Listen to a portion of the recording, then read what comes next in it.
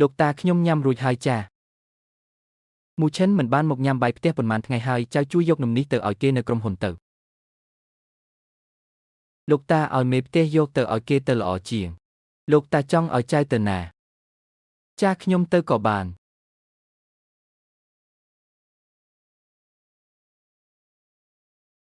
អានឈិនស៊ីនាងក៏យកបាយមកឲ្យបងអាមូដែរមែនទេគឺលោកតាទេដែលឲ្យខ្ញុំយកមកអញ្ចឹងនាងមកចំពេលល្អហ្មងបានមើលឲ្យច្បាស់ពីទំហំចិត្តរបស់បងអាមូ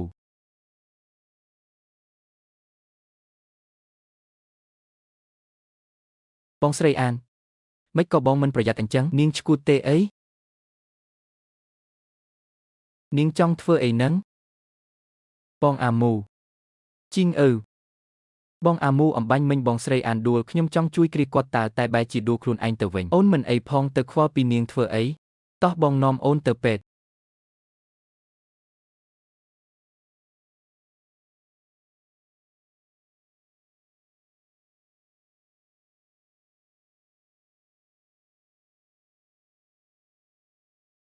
ឈិនស៊ីខ្ញុំនៅឯណាទៅនឹងនេះនៅមន្ទីរពេទ្យឯងរងរបួសហើយ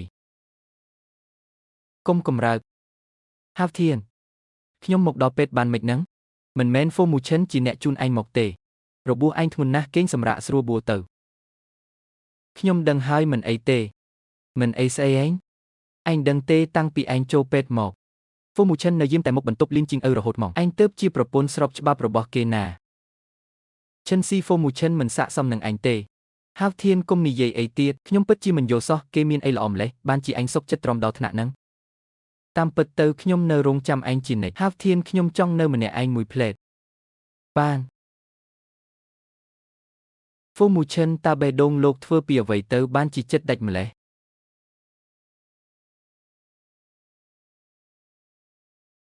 អានឈិនស៊ីនាងមើលឃើញច្បាស់ហើយនៅ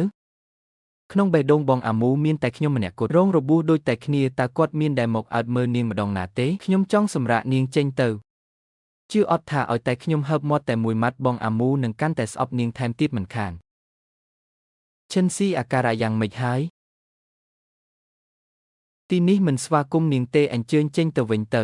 អ្នកជំងឺត្រូវការសម្រាកសូមអញ្ជើញចេញទៅក្រៅបងអាមូគិតទៅមិនអីទេមានរឿងអីមែនខ្ញុំមានរឿងមួយមិនដឹងថាគួរប្រាប់បងឬអត់ទេរឿងអីទៅ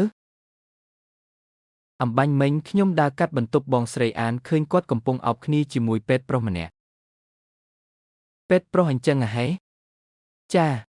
ហើយខ្ញុំថែមទាំងងឺអ្នកគ្រូពេទ្យនិយាយថាគាត់នឹងពេទ្យប្រុសម្នាក់នោះជាមិត្តដឹងក្តី